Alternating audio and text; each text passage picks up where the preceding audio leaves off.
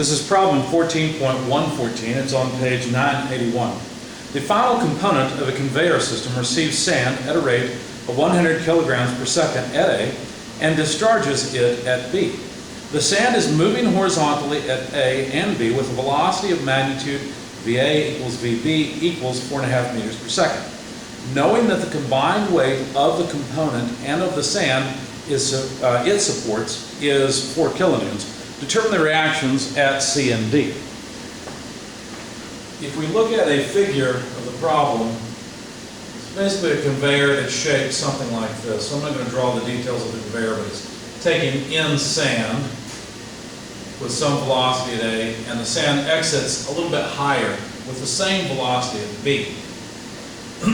In fact, they tell us that the velocity at A equals the velocity at B, and it is 4.5 meters per second. So I'll just define that as V, velocity. The sand enters at point A and exits at point B. Point C pins the frame to ground, as does D, except that there's a roller set, so we can only have vertical force. So this is point C. At C, there is potentially force in the vertical direction, Cy, and force in the horizontal direction, Cx, whereas at D, there can only be dy because of the rollers. The weight of the sand plus the equipment, the conveyor, and so forth, we can consider concentrated at G with a weight W of 4 kilonewtons. I crossed my dy line, but that's okay. And then the location of G is 1.8 meters from C and is 1.2 meters from D, at least horizontally. Okay? The height of these various things, the C and D lie on the same horizontal line, and then point A, let's move G down a little bit so you can see it. Point A is located, should have put the dimension on the left. Oh well, anyway, point A is located 0.9 meters above CD, and then to get to B, where the sand is coming off, there's a further 3/4 of a meter. Okay. The mass flow rate of sand is 100 kilograms per second, so a decent mass flow rate. And we're supposed to find these reactions, Cx, Cy, Cd. Well, what I'm going to do is sum the angular momenta about C, taking counterclockwise as positive.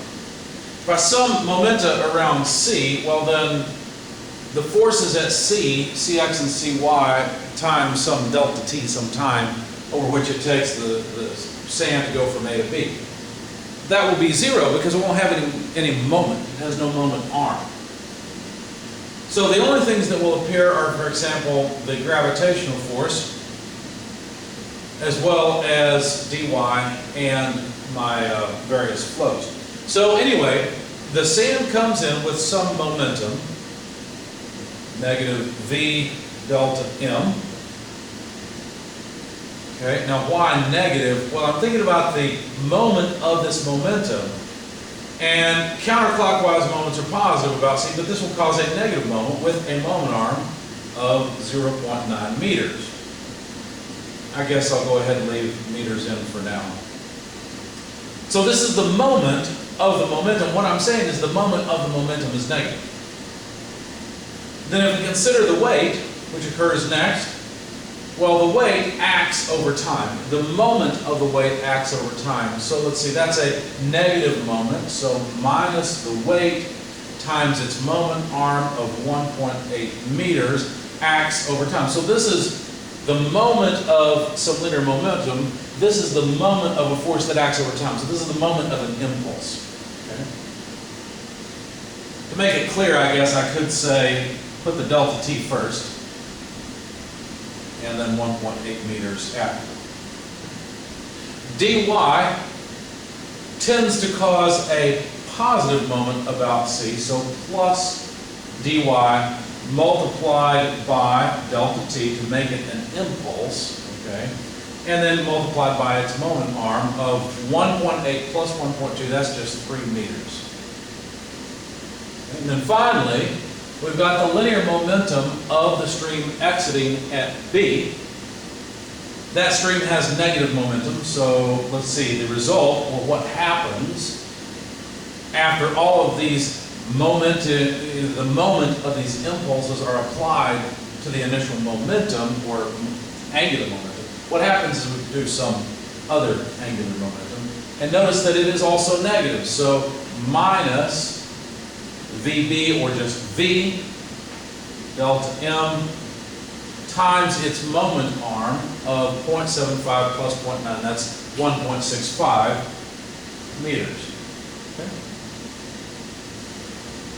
So, of course, what we're going to do now is divide through by delta T, or I guess we could rearrange things first. Let's do that. Let's put this term all by itself. We want to solve,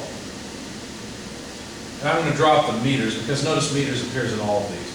We want to solve for dy, so let's leave it over here by itself. Let's put everything on the other side. Now we have negative v delta m 1.65 here. Notice when we take this term to the other side, it'll be positive, and it has a common multiple, v delta m. So let's write v delta m to prepare for this.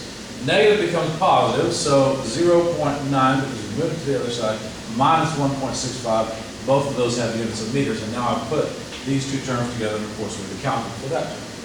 Lastly, let's move the moment of the weight impulse to the right-hand side and say plus weight delta t times 1.8, again, dropping the meters. So if we take delta t through, divide it out, then what we have here is 3 times dy, the force at d in the y direction, equals m dot v, that's just what delta m over delta t is, times, well, let's see, we can put a negative sign out front. The difference between these two is just 0.75 meters, plus the weight. Now we have to be careful here. The weight is 4 kilonewtons. That's 4,000 newtons. I'm going to plug it in that way. 4,000 newtons times 1.8, of course those were meters, but you know, we drop the meters on all three. So let's divide by 3, put the 3 on the other side. That should tell us now the magnitude of dy, how much force there is at d in the y direction. So let's move up to the top since I ran out of space. Let's say we got minus m dot. M dot is 100 kilograms per second times the velocity, 4.5 meters per second, times 0.75. There's our first term, plus 4,000 newtons times 1.8. Really it's meters, but I've dropped the units and we'll cancel the units on all those terms. Because they would have canceled with the 3. The 3 has units of meters, or had, so did these, but those are gone. Now let's check our units and make sure everything looks right.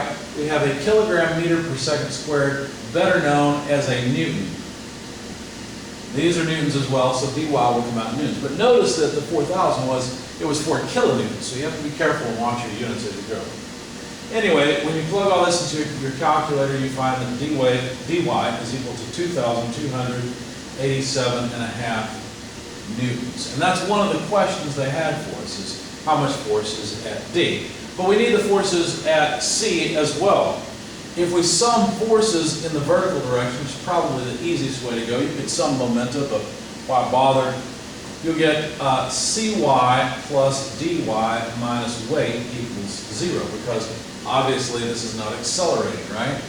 And if you want to make a momentum argument, notice that there's no vertical momentum, so we can get away with summing forces. If we have some momentum and therefore some change in momentum potentially, we have to be careful about that. But summing forces will work just fine for this. So Cy would be equal to weight minus dy. The weight is 4,000 newtons, and dy we just discovered is 2,287.5 newtons, and so that yields Cy, which is, let's see, 1712.5 newtons, and that's the force cy. Now, what about cx? Well, we have to be a little bit careful because we're in dynamics now, we're not in statics. Some forces are not always equal to zero. So if you see some momentum in the horizontal direction that potentially might have changed, you can't just sum forces in the horizontal direction, you won't get the right answer. Rather, well, at least you can't sum the forces and say they're zero, because you won't get the right answer. You can sum momenta though. In other words, if I want to sum the momenta in the horizontal direction, let's look at a diagram, an impulse momentum diagram. Here's our initial incoming slug of mass, delta m VA, so it has some momentum. And then over some period of time, some forces are applied that change the momentum, so there's potentially a cy delta t, that's an impulse. There's also a dy delta t. There should be capital D, that's what we've been using. And then there's also the weight that acts, W delta t. And then finally, there's this force in the horizontal direction that we're concerned about, which is Cx delta t. So there's the impulse of that force. Right? This equals a result, or what happens as a result of this, is that slug of mass moves out at a different place. Now notice it has the same velocity. So the magnitude of these two are in fact the same. Okay? And in fact, in the x direction, if we sum the linear momentum, what we find is delta mva plus cx delta t, because that's the only impulse in the horizontal direction, equals delta mvb.